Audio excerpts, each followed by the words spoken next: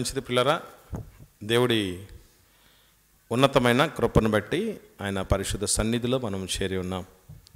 ఇటు గొప్ప కృపాభాగ్యం ఉచితంగా ధారాళంగా మనందరికీ ప్రసాదించిన ఆత్మల కన్నత నేను దేవునికి క్రీస్తు ద్వారా కృతజ్ఞతా స్తుతి స్తోత్రాలు చెల్లిస్తూ మీకు అందరికీ ప్రభువైన యేసుక్రీస్తు నామములో శుభాలు వందనాలు తెలియచేస్తుంటున్నాను. మనం ఈ దినం ఒక సువిశేషమైనటువంటి సంగతిని పరిశుద్ధ గ్రంథం వెలుగులో నేర్చుకునే ప్రయత్నం చేద్దాం. మనం నేర్చుకునబోయేటటువంటి సంగతి మనందరికీ విశ్వాస ప్రమాణమైనటువంటి పరిశుద్ధ గ్రంథము యొక్క సర్వలోకములో ప్రత్యేకంగా, అద్వితీయంగా, అపూర్వంగా,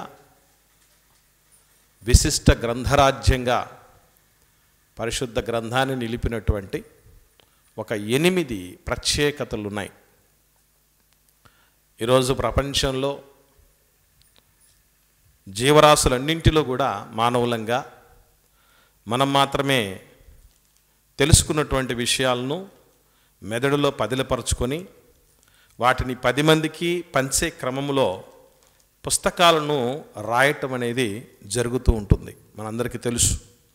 అయితే పరిశుద్ధ గ్రంథం, బైబిల్ గ్రంథం యొక్క ప్రత్యేకత ఏంటంటే మనుషుల చేత రాయబడినటువంటి పుస్తకాలకి మనుషుల కొరకు, మనిషి యొక్క అభ్యున్నతి కొరకు, మేలుకొలుపు కొరకు, హెచ్చరిక కొరకు, ఆదరణ కొరకు, దీవెన కొరకు, హెచ్చింపు కొరకు వ్రాయబడినటువంటి గ్రంథం మన పరిశుద్ధ గ్రంథం. ఇందులో ఎన్నో విశిష్టతలు పొందుపరచి ఒక పవర్ ప్యాక్గా దేవుడు మనందరికీ అనుగ్రహించడం జరిగింది. చాలామందికి దీని విలువ తెలియక చదవటం మానేస్తున్నారు, ధ్యానించటం మానేస్తున్నారు. ఇంకా చెప్పాలంటే చదివిన అర్థం చేసుకోలేకపోతున్నారు. ఎక్కువ మంది అపార్థాలు చేసుకుంటున్నారు, అర్థం కాలేదని ప్రక్కన పెట్టేస్తున్నారు. విమర్శకులైతే ఎన్నో విమర్శలు ఎక్కువ పెడుతున్నారు. ఇందులో భాగంగా కొందరు పరిశుద్ధ గ్రంథాన్ని తప్పుపడుతూ బైబిల్ గ్రంథంలో బైబిల్ అనే పేరు ఎవరన్నా చూపిస్తారా, మేము ₹1,00,00,000 బహుమానం ఇస్తాం, బైబిల్లో బైబిల్ అనే పదమే లేదు కాబట్టి దీన్ని బట్టి ఇది పరిశుద్ధ గ్రంథం కాదు, దేవుని గ్రంథం కాదు అనే విషయాలను చాలామంది ఎత్తి చూపిస్తున్నారు. ఇట్లా ఒకటి కాదు, మరికొందరు అయితే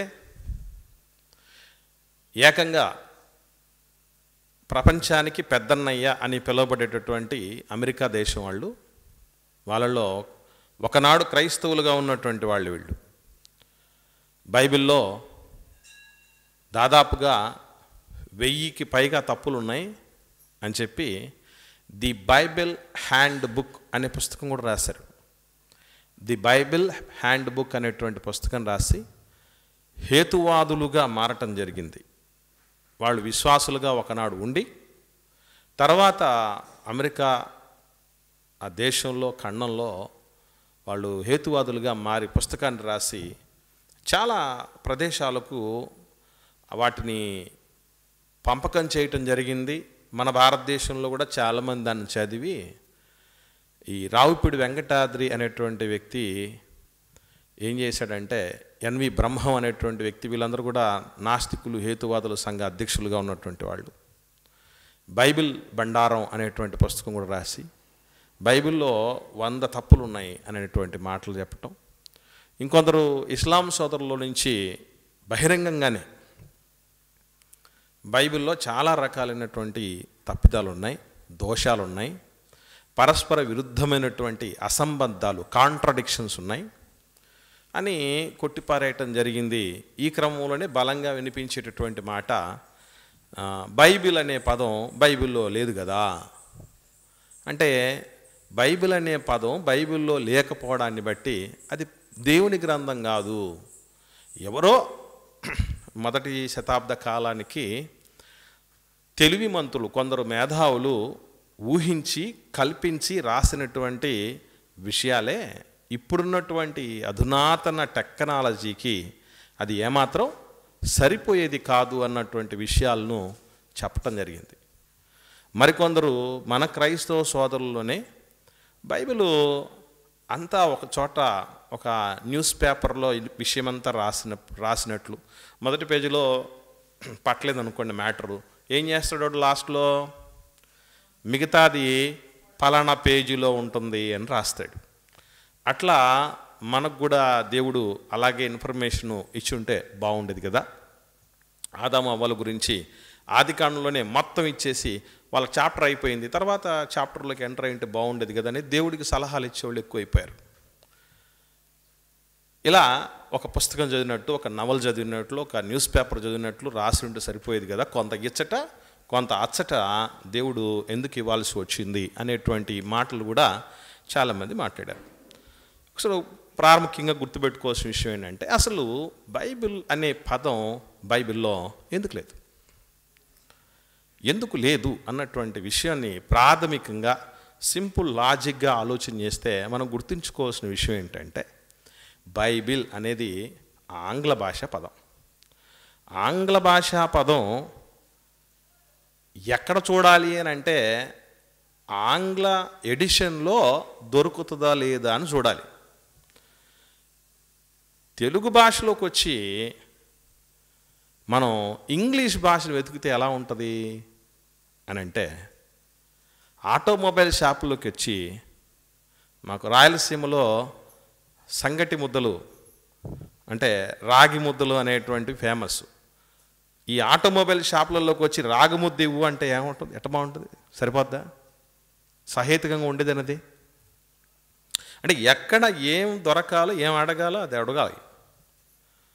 ఇప్పుడు ఎట్లా ఉంటుందంటే అమ్మ అనే పదం ఇంగ్లీష్ బుక్లో ఎక్కడ చూసినా కనపడలేదే కాబట్టి అమ్మే లేదు అంటే ఇంగ్లీష్ భాషకు సంబంధించిన పదాలు ఇంగ్లీష్ బైబిల్లో చూడాలి, తెలుగు భాషకు సంబంధించిన పదాలు తెలుగు బైబిల్లో చూడాలి. ఇది సింపుల్ లాజిక్. ఇక రెండో విషయం ఏంటంటే బైబిల్ గ్రంథానికి కొత్త అంటే మనకు తెలుగు భాషకు సంబంధించి ఏమని రాస్తున్నారు, తెలుగులోనే పరిశుద్ధ గ్రంథం అని రాశాడు. పరిశుద్ధ గ్రంథం అని ఈ మాట చెప్పిన తర్వాత మళ్ళీ ఒక ప్రశ్న అడగవచ్చు, పరిశుద్ధ గ్రంథం అనే పదం పరిశుద్ధ గ్రంథంలో చూపించండి అని. ఒకవేళ అది అడిగినా కూడా కాస్త సహేతుకంగా ఉంది అని అనుకోవడానికి, ఎందుకంటే మనకు అట్టపైన బైబిల్ పైన ఏం రాసుంటారు, మెయిన్గా అట్టలో ఇదే రాసుంటారు, పరిశుద్ధ గ్రంథం అని రాసుంటాడు. పేజీ తిప్పిన తర్వాత కూడా ఏం రాసుంటారు, పరిశుద్ధ గ్రంథమే అని రాశారు. కాబట్టి పరిశుద్ధ గ్రంథం అనే పేరు పరిశుద్ధ గ్రంథంలో లేదెందుకు అని అడిగితే అది కాస్త సహేతుకంగా ఉంటుంది. మనకు కూడా రాని డౌట్లు ఎన్నో మనకు విమర్శకులు చొప్పిస్తూ ఉంటారు, సంధిస్తూ ఉంటారు. అటువంటి వాటన్నిటికీ మనం జవాబులు తెలుసుకోవాల్సినటువంటి పరిస్థితి ఉంది. ఇక్కడ బైబిల్ అన్నటువంటి ఆ ఇంగ్లీష్ పదానికి అర్థం ఏంటి అని అంటే ద బుక్ ఆఫ్ బుక్స్ అని అర్థం. అంటే కామన్ అర్థం, సాధారణ జనరల్ మీనింగ్ అది. ద బుక్ ఆఫ్ బుక్స్ అంటే పుస్తకాల సముదాయం, పుస్తకాల చుట్ట అని అర్థం. అంటే ఒక మాటలో చెప్పాలంటే కలెక్షన్ ఆఫ్ సమ్ బుక్స్, కొన్ని ఒకే అర్థాలు, ఒకే భావాలు, ఒకే విషయాల సమాహారంతో కూడిన కొన్ని పుస్తకాల సముదాయం అని అర్థం. ఈ సాధారణమైనటువంటి బైబిల్ అనేటటువంటి పదం ఎంతగా వాడతారంటే మీకు తెలుసో తెలీదో క్రికెట్ అనేది ప్రపంచవ్యాప్తంగా ఒక ఫీవర్ లాంటిది, అంటే ఒక భయంకరమైనటువంటి అడిక్షన్ లాంటిది. మనకు తెలుసు మన ఈ మధ్యకాలంలో మన ఈ పైత్యం, క్రికెట్ పైత్యం ఎంత వచ్చిందనంటే కొన్ని చర్చెస్ యొక్క ప్రెమిసెస్లో అంటే చర్చి ప్రాంగణాల్లో వరల్డ్ కప్ ఫైనల్ లైవ్ వేసారట. వరల్డ్ కప్ ఫైనల్ లైవ్ వేసారట చర్చిలోనే. అంత ఫీవరు. మనకు లైవ్ వేసినప్పుడు ప్రార్థనలు కూడా చేస్తుంటారు బలంగా, అవునా కదా? వరల్డ్ కప్లో మన దేశం గెలవాల్సిందే, బ్యాటింగ్ చేసేవాడు ప్రతి బాలు 6గా మలవాల్సిందే, బౌలింగ్ చేసేవాడు ప్రతి బాలుతో వికెట్ కొట్టాల్సిందే, ఫీల్డింగ్ చేసేవాడు అద్భుతంగా ఫీల్డింగ్ చేయాలి, అస్సలు క్యాచ్ మిస్ చేసుకోకూడదు, రకరకాలుగా ప్రార్థనలు కూడా చేసి ఉండొచ్చు. ఈ మాట మీకు ఎందుకు చెప్తున్నానంటే, క్రికెట్ బైబిల్ అనేటటువంటి పేరు ఒక మ్యాగజైన్కి ఉంది. ఆ మ్యాగజైన్ పేరే విజ్డన్ అంటారు దాన్ని. విజ్డన్ అనేటటువంటి ఒక మ్యాగజైన్ ఉంది, క్రికెట్కి సంబంధించినటువంటి అన్ని విషయాలు. అంటే దానికి ఎందుకు ఆ పేరు క్రికెట్ బైబిల్ అని అంటారంటే, క్రికెట్కు సంబంధించిన పాస్ట్ అంటే గత కాలంలో జరిగినటువంటి రికార్డులు, ఎవరెవరు వన్డే రికార్డులు నెలకొల్పారు, టెస్ట్ రికార్డులు నెలకొల్పారు, 2020 రికార్డ్స్ నెలకొల్పారు, ఎక్కడ హైయెస్ట్ స్కోర్ ఎవరు కొట్టారు, ఎవరు లోయెస్ట్ స్కోర్కు ఆల్అవుట్ అయిపోయారు, ఇవన్నీ మొత్తం దాంతోపాటుగా అన్ని రకాలైనటువంటి వర్తమానం, భవిష్యత్తులో క్రికెట్కి సంబంధించి జరగబోయేటివి అన్ని రకాలైనటువంటి విషయాల సమాహారం ఆ విజ్డన్ అనే పత్రికలో ఉంటుంది. అందుకే దానికి ఏం పేరు పెట్టారంటే క్రికెట్ బైబిల్ అన్నారు.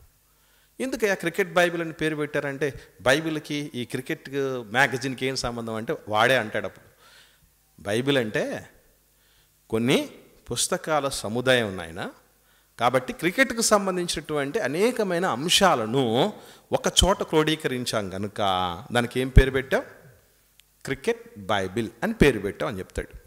అట్లాగే వైద్యశాస్త్రంలో కూడా హిపోక్రటీస్ అనేటటువంటి వైద్యుడు రాసినటువంటి, గ్రీకు వైద్యుడు రాసినటువంటి పుస్తకానికి కూడా మెడికల్ బైబిల్ అంటే బైబిల్ మెడిసినల్ బైబిల్ అనేటువంటి పేరు ఉంది ఆయన రాసిన పుస్తకానికి. కారణం ఏంటి అని అంటే, ఆయన రాసినటువంటి అనేకమైన వైద్యశాస్త్రానికి సంబంధించి ఎన్ని విభాగాలు ఉన్నాయి మనకు తెలుసు.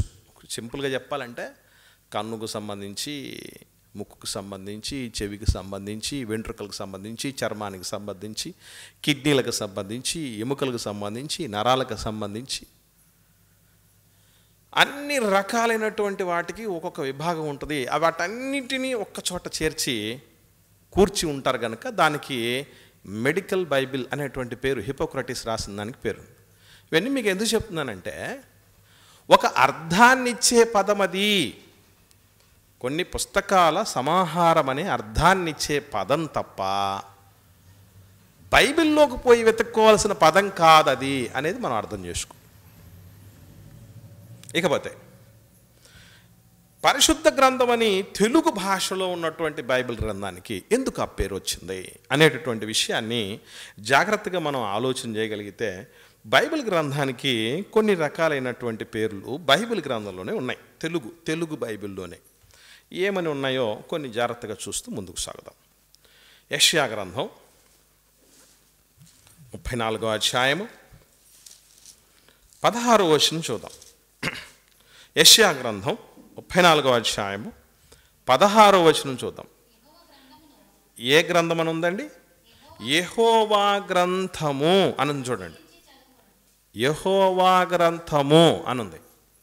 మరి బైబిల్ గ్రంథం పైన యెహోవా గ్రంథము అని ఎందుకు రాయలేదు?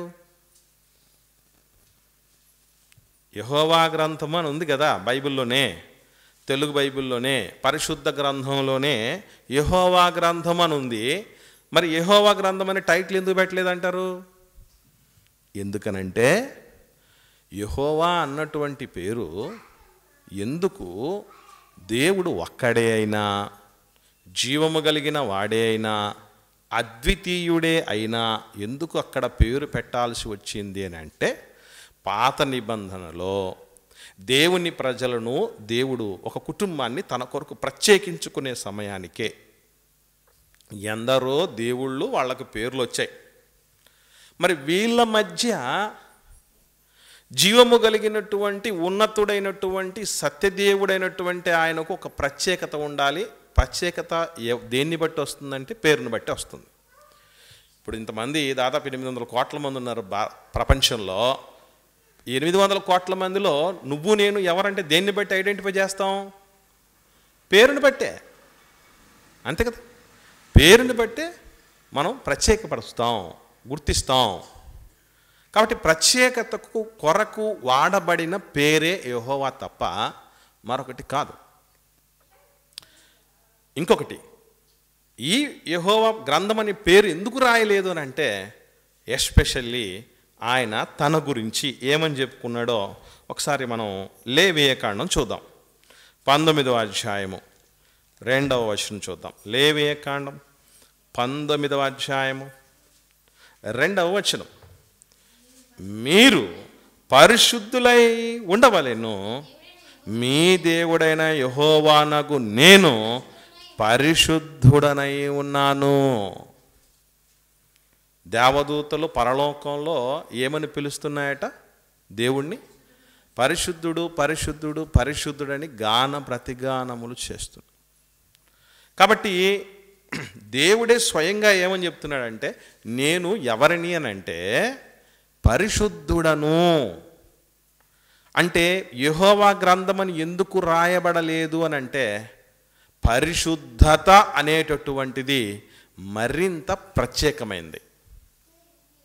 పరిశుద్ధుడైన దేవుడు రాయించిన గ్రంథం ఇది. దైవావేశము వలన కలిగినటువంటి గ్రంథం ఇది.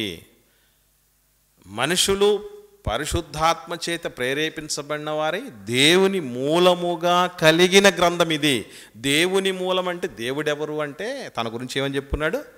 పరిశుద్ధుడను అని చెప్పాడు. పరిశుద్ధుడు రాయించిన గ్రంథం, పరిశుద్ధుని గ్రంథం, పరిశుద్ధ గ్రంథం ఇది. దీన్ని ఎవరు చదవాలనుకోవాలి? ఎవరు నేర్చుకోవాలనుకోవాలి? ఎవరు ధ్యానించాలనుకోవాలి అని అంటే, నేను పరిశుద్ధుడనవ్వాలి అనుకునేవాడు చదవాలి. నేను పరిశుద్ధురాలనవ్వాలి అనేటటువంటి వాళ్ళు ధ్యానించాలి, దాన్ని ఫాలో అయిపోవాలి. ఎందుకనంటే ఈ 19వ అధ్యాయంలోనే ఎన్ని అద్భుతమైన పరిశుద్ధతను, మనిషికి పరిశుద్ధతను తీసుకుని వచ్చే విషయాలు రాయించాడంటే మహనీయుడు దేవుడు. ఒకసారి చూద్దాం. ఎందుకు మీరు పరిశుద్ధులై ఉండాలి అంటే, పరిశుద్ధత ఒక మనిషికి ఎవరు తీసుకురాగలరు, ఎలా వస్తుంది అని ఆలోచించగలిగితే ఒక మాట ఉంది. కింది చదువుదాం 4వ వచనంలో. మీలో ప్రతివాడు తన తల్లికి తన తండ్రికి భయపడవలెను, నేను నియమించిన విశ్రాంతి దినములను ఆచరించవలను, మీ దేవుడైన యెహోవాను నేను. ఈ మాటలన్నీ చెప్పేటప్పుడు మనకేం అర్థం? ఎందుకు చెప్తున్నాడు తెలుసా దేవుడు? ఒక మనిషి అమ్మా నాన్నలను చిన్నప్పుడుగా ఉన్నప్పుడు వాళ్ళ ప్రతి మాటను విని, పెద్ద పెరిగిన తర్వాత వాళ్ళను మనము చిన్నప్పుడు వాళ్ళు ఎట్లా చూసుకున్నారో అలా చూసుకుంటూ ఉండడం పరిశుద్ధతలో భాగం. ఈరోజు అనాథాశ్రమాలు లాంటివి, వృద్ధాశ్రమాలు లాంటివి ఎందుకు ఏర్పాటవుతున్నాయి సమాజంలో? వృద్ధాశ్రమాలకు పోతున్న వాళ్ళు అందరూ పిల్లలు లేని వాళ్ళు కాదండి. పిల్లలు బాగా సెటిల్ అయిపోయి లక్షలకు లక్షలు సంపాదిస్తూ, ఉద్యోగాలు చేసుకుంటూ, ఇల్లులు కట్టుకుంటూ, పిల్లా పాపలతో చల్లగా ఉంటున్నారు వాళ్ళ పిల్లలు.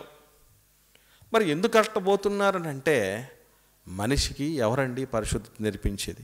పరిశుద్ధత అమ్మా నాన్నలకే తెలియదు, అందుకే నేర్పించలేకపోయారు. అదే పరిశుద్ధతను ఎక్కడ మనం తెలుసుకోగలం, నేర్చుకోగలం అని అంటే, మీ అమ్మ నాన్నలను మీరు భయపడండి చిన్నప్పుడు, తర్వాత వాళ్ళు మనమంటే భయపడనీయకుండా భరోసా ఇవ్వండి అని నేర్పించిన ఒకే ఒక గ్రంథం పరిశుద్ధ గ్రంథం. ఇవన్నీ మనం నేర్చుకోవటానికి ఏం చేయాలి? విశ్రాంతి దినాల్లో అని చెప్పాడే. అంటే వాళ్ళకప్పుడు ఇశ్రాయేలులకు, యూదులకు 7వ రోజు, వాళ్ళ దినాల్లో 7వ రోజు శనివారం విశ్రాంతి దినం. ఈరోజు ప్రపంచవ్యాప్తంగా 7వ రోజు ఆదివారం విశ్రాంతి దినం. ఏదైనా గుర్తుపెట్టుకోవాల్సింది, ఆదివారం శనివారం కొట్టుకు సావటం కాదు. ఏదో ఒక రోజు విశ్రాంతి దినముగా దేవుడి సన్నిధిలోకి వచ్చి నేర్చుకోవటం. ఇలా నేర్చుకోవటం వల్ల ఏం తెలుసుకోగలం, ఏం సంతరించుకోగలం అంటే పరిశుద్ధత ఏంటి పరిశుద్ధత అంటే? ఏదైతే చెయ్యాలో, ఏదైతే ధర్మం ఉందో దాని ప్రకారం బ్రతకటం, ఏదైతే అధర్మమో దాన్ని విసర్జించటం, పరిత్యజించటం, అసహించుకోవటం అనేది. కిందికి చదువుదాం, ఇంకా చదువుదాం 4వ వచనంలో. మీరు వ్యర్థమైన దేవతల తట్టు తిరగకూడదు, మీరు పోత విగ్రహములు చేసుకోకూడదు, మీ దేవుడని నేనే. వ్యర్థమైన దేవతలను చేసుకోవద్దు. ఎందుకనంటే నేనంటూ ఉండగా తండ్రిని మీకెందుకు? ఎవడన్నాడు చింత ఎందుకు దండగా క్రేను ఒక్క పలుకులు ఉండగా అని. దేవుడు, జీవము కలిగిన దేవుడు మనకు అండగా ఉన్నప్పుడు ఇంక ఎవడు మిగతా తండ్రులు లాంటి వాళ్ళు, తల్లులు లాంటి వాళ్ళు, దేవుళ్ళు లాంటి వాళ్ళు అవసరమా మనకి? అదే దేవుడు చెప్తున్నాడు. ఇంకా చదువుతాం, ఇంకా చూడగలిగితే ఇంకా 9వ వచనం నుండి చూద్దాం, ఇంకా మంచిసారి. మీరు మీ భూమి పంటను కోయినప్పుడు మీ పొలం యొక్క ఓరలను పూర్తిగా కోయకూడదు, నీ కోతలో పరిగెను ఏరుకొనకూడదు, నీ ఫలవృక్షముల తోట పరిగెను కూర్చుకొనకూడదు, నీ ఫలవృక్షముల తోటలో రాలిన పండ్లను ఏరుకొనకూడదు, బీదలకు పరదేశులకు వాటిని పంచిపెట్టాలి. ఏంటి పరిశుద్ధత? స్వార్థం వీడి బతకటం. ఒక మనిషి స్వార్థం అనేది లేకుండా బతకటం, నేను బాగుంటే చాలులే అనేటువంటి ఆలోచన లేకుండా బతకటం పరిశుద్ధత. అదే దేవుడు చెప్తున్నాడు. అంటే అమ్మ నాన్నలను జాగ్రత్తగా వాళ్ళని చూసుకుంటూ ఉండు, వాళ్ళని గౌరవిస్తూ ఉండండి అనేటటువంటి చెప్పి దాన్ని ఫాలో అయిపోతూ పోతే మనిషి పరిశుద్ధుడవుతాడు. అట్లాగే పరదేశులకు, బీదలకు, ఎవరైతే అర్హులైనటువంటి వాళ్ళు ఉన్నారో, ద్రవ్యము నీ యొద్ద ఉండగా దాన్ని పొందదగిన వారికి దాన్ని ఇవ్వకుండా నువ్వు వెనక్కి తిరుగు చూడొద్దు, వెనక్కి తీయొద్దు. ఎందుకంటే మనం ఏ విధంగా కొలుస్తామో అలాగే కొలత ఉంటుందట. ఎవడికి ధారాళత ఉంటుందో వాడికి ధారాళంగా వస్తుంది, దేవుడు ఇస్తాడు. ఎవడైతే బిగబట్టే పరిస్థితులు ఉంటో వాడికి అదే పరిస్థితి ఉంటుంది కదా. అది దేవుడు చెప్పాడు. పరిశుద్ధత ఒక మనిషికి ఎట్లా వస్తుందో అంటే, పరిశుద్ధుడు ఎందుకు రాయించాడు ఈ గ్రంథాన్ని అంటే మనిషి మీద మతాన్ని రుద్దటానికి కాదు, లేదా నీకు మసిబూసి మారేడికాయ చేయటానికో మభ్యపెట్టడానికో మోసపరచడానికి కాదు, మనిషిలో నిద్రాణమై ఉన్న పరిశుద్ధతను తట్టి లేపటానికి. ఇంకా చూద్దాం, ఇంకా ఏమని చెప్తున్నాడు దేవుడు. 11వ వచనం, నేను మీ దేవుడైన యెహోవాను, మీరు దొంగిలించొద్దు, బొంకొద్దు, అబద్ధమాడొద్దు, ఒకంతో ఒకడు అబద్ధమాడొద్దు. ఎవరు చెప్తారండి? అమ్మ నాన్నలే ధైర్యంగా దొంగిలించొద్దని పిల్లలకి ఎందుకు చెప్పలేరు తెలుసా? నాన్నకు తెలియకుండా అమ్మ దొంగిలించి ఉంటుంది నాన్న దగ్గర నుంచి, అమ్మకు తెలియకుండా నాన్న దొంగిలించి ఉంటాడు అమ్మ దగ్గర నుంచి. అందుకే దొంగతనం చేయొద్దని ధైర్యంగా చాలామంది అమ్మ నాన్నలు చెప్పలేరు. కానీ దేవుడు ఎవడి దగ్గర దొంగిలించడానికి, ఆయన దగ్గర లేనోడు కాదైనా,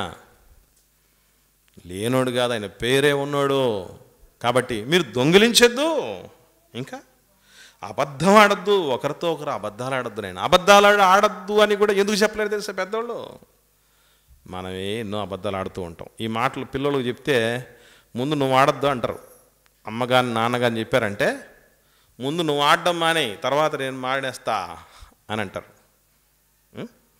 అందుకే దేవుడు అబద్ధం ఆడేవాడు కాదు, అబద్ధాన్ని నేర్పించేవాడు కాదు. అబద్ధములాడు పెదవులు దేవుడికి హేయములంట.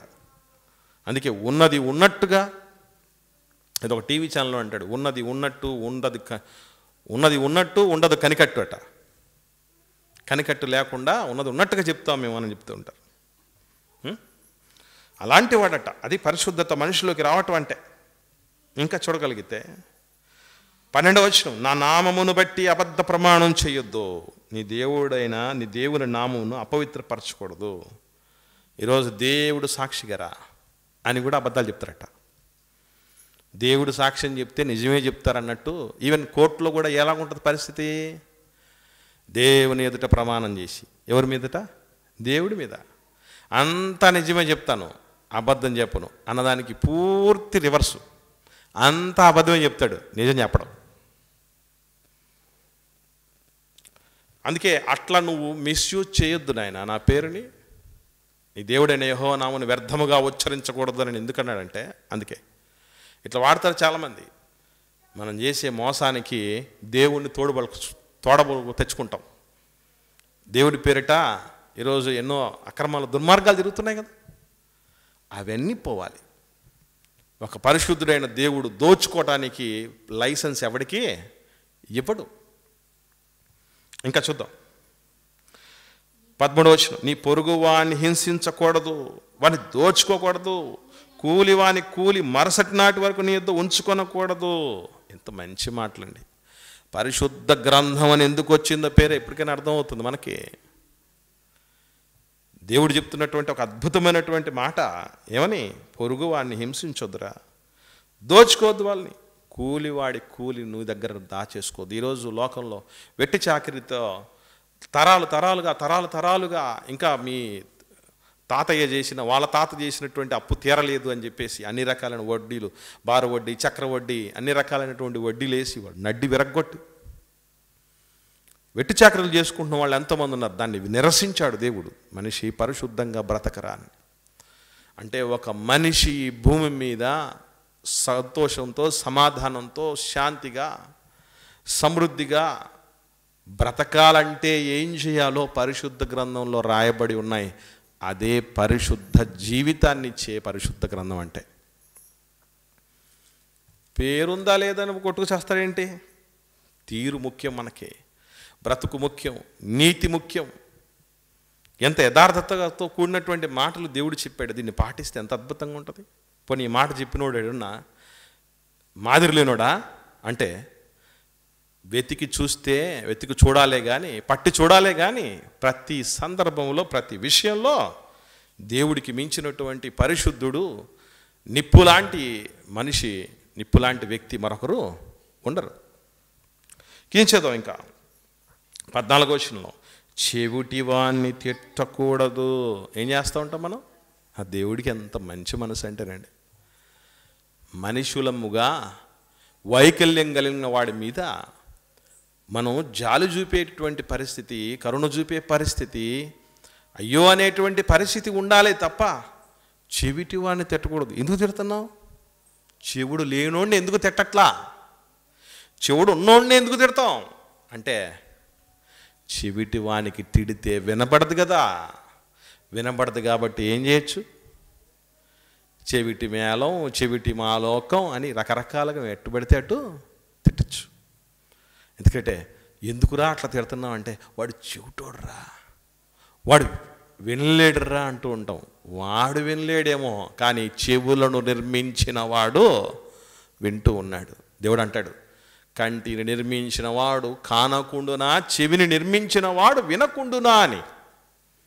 మనకి ఇవన్నీ తెలియకుండా ఏం చేస్తామంటే, ఫోన్లో మాట్లాడినంతసేపు మంచిగా మాట్లాడతాం. ఎవరితోనైనా ఫోన్ పెట్టిన తర్వాత ఏమంటాం? వీడు పెద్ద పనికి మాలాడు అంటూ ఉంటాం చూసారా.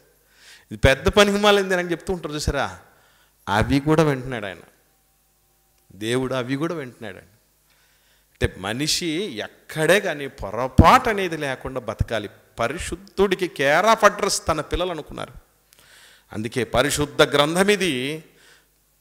పరిశుద్ధుడిగా తీర్చగలిగినటువంటి ఒకే ఒక సాధనం ఈ భూమి మీద ఉందంటే అది పరిశుద్ధ గ్రంథం, బైబిల్ గ్రంథమే. ఇంకా కింద చెబుదాం, గుడ్డివాని ఎదుట అడ్డం వేయొద్దు. ఎంత మంచి మాట. ఎవడికి భయపడాలట?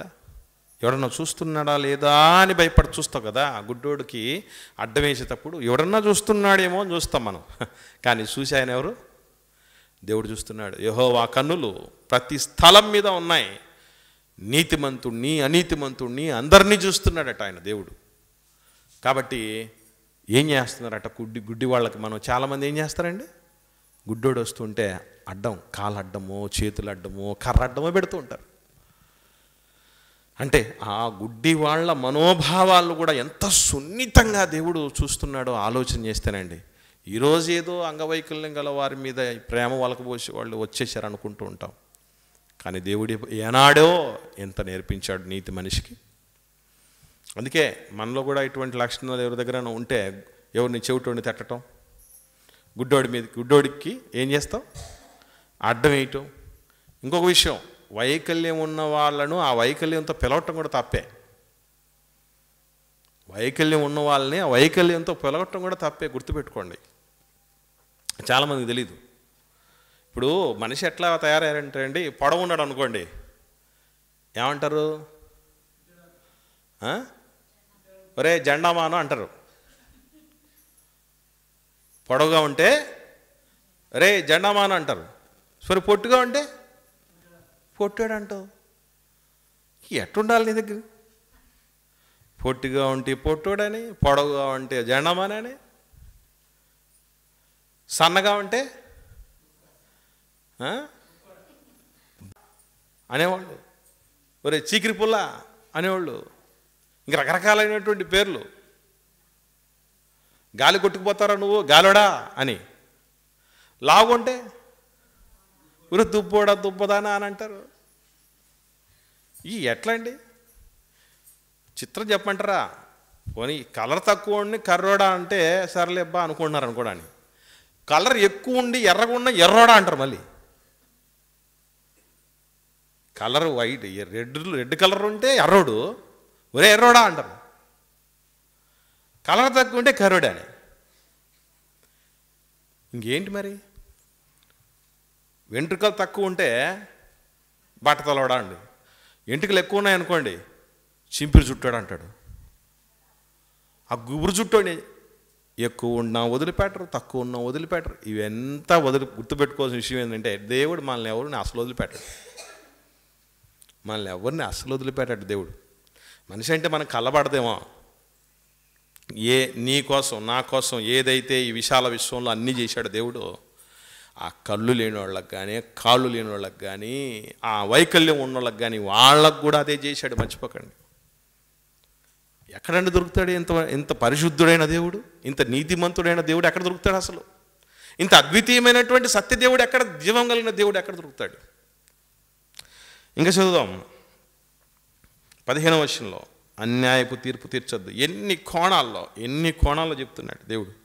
అన్యాయపు తీర్పు తీర్చొద్దు, బీదవాడిని పక్షపాతం చేయకూడదు, గొప్పవాడిని అభిమానం చూపకూడదు, న్యాయాన్ని బట్టి నీ పొరుగువానికి తీర్పు తీర్చాలి. తీర్పు తీర్చే స్థితిలో నువ్వు ఉన్నావంటే బీదోడని వాడికి ఎవరు లేరనుకొని వాడికి ఇష్టం వచ్చి లేనిపోని కేసులు బనాయించేసి చేతులు దులుపుకొని లంచాలు తీసుకుంటే, గొప్పవాడని చెప్పేసి అభిమానం చూసుకుంటే వాడు ఏదో లంచాలు ఇస్తున్నాడని, వాడు దేనికైనా పనికొస్తాడని అభిమానం చూపిస్తే, రేపు పరమ న్యాయాధిపతి నీతి న్యాయములు సత్యము ధర్మములు దేవుని సింహాసనానికి ఆధారములు ఆయన న్యాయపీఠం ముందు ఒకరోజు నిలబడాల్సిన పరిస్థితి వస్తుందని చెప్పి ఈరోజు న్యాయ వ్యవస్థ పరిస్థితులు ఎట్లా ఉన్నాయి తెలుసా? ప్రపంచంలో కోర్టుకి వేస్తానని అంటే ఎవడన్నా భయపడుతున్నాడా?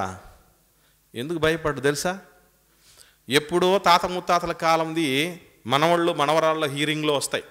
అలాగ తరాలు మారిపోతూ ఉన్నా కూడా కేసు వాయిదాల మీద వాయిదాలు పడుతూ ఉంటాయి. అందుకే అంటారు లోకంలో సామెత ఏమన్నా తెలుసా? ఓడిపోయినోడు కోర్టులో ఏడిస్తే గెలిచినోడు ఇంట్లోకి పోయి తలుపులు వేసుకుని ఏడుస్తాడట. ఎందుకో అంటే, నేను ఊరికే కేసేసాను రా, కేసు గెలిచాను అనడం కంటే నష్టపోయింది 4 రెట్లట. అది ఈరోజు సమాజంలో పరిస్థితి. ఎందుకు ఇలాంటి పరిస్థితి అంటే, పరిశుద్ధ గ్రంథం మీద బురద జల్లాలి. ఆకాశము కంటే మిక్కిలి హెచ్చైనటువంటిది దేవుడి గ్రంథం. నీ మాట ఆకాశముందు నిత్యము నిలకడగా ఉంది. ఆకాశానికి ఉమ్మేయాలనుకుంటే మన మీద వచ్చి పడుతుంది. ఎక్కడ నేర్పిస్తారు ఇవి? ఏ దేశ చట్టాల్లో ఉంటున్నాయి? నేర్పించగలుగుతున్నా చెప్పండి. ఒకవేళ ఉన్నా కూడా ఇక్కడి నుంచి వచ్చినవి ఉంటాయి. గుర్తుపెట్టుకోండి, మూలం ఇదే ఉంటుంది, పరిశుద్ధ గ్రంథమే. మర్చిపోకండి. ఇంకా కిందికి చదువుతాం మనం.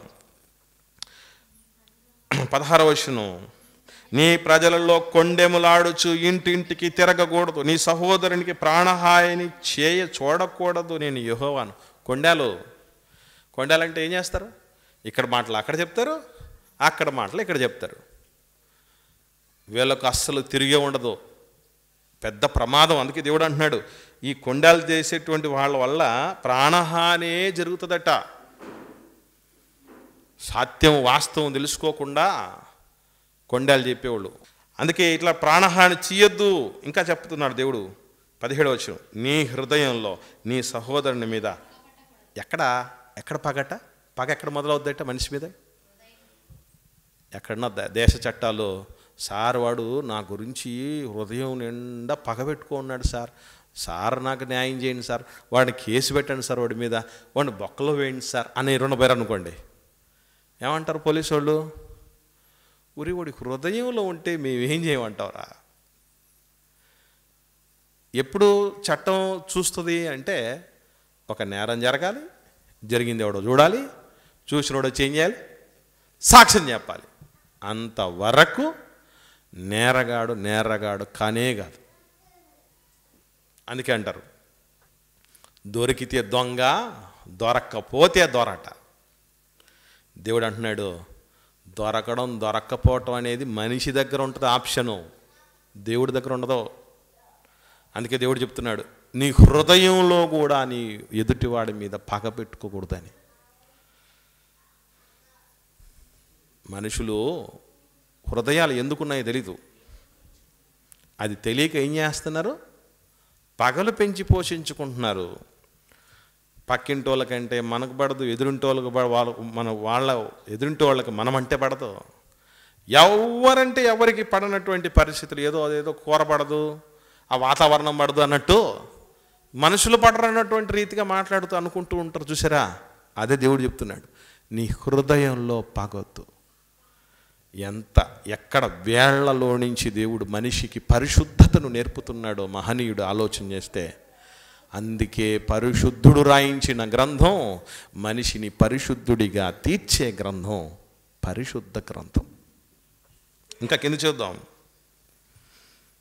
నీ హృదయంలో నీ సహోదరుని మీద పగబట్టకూడదు, నీ పొరుగువాని పాపము నీ మీదికి రాకుండాన్నట్టు నీవు వాడిని తప్పక గద్దించాలి. తప్పు చేస్తూ ఉంటే, పాపం చేస్తూ ఉంటే గద్దించే పరిస్థితులు మనం ఉండాలంట. ఎవడు గద్దించగలడు? తప్పు చెయ్యని వాడు గద్దించగలడు, పాపము చెయ్యని వాడు గద్దించగలడు. మీలో పాపము లేనివాడు మొదట రాయి విసిరాలంటే అర్థం ఏంటి? మీరు సాక్షిగా ఉండాలి తప్ప వాళ్ళలో ఆ పాపాల్లో పాలిభాగస్తులై ఉండకూడదు అని అర్థం. నువ్వు తప్పు చేయకుండా ఉండాలి అని అర్థం.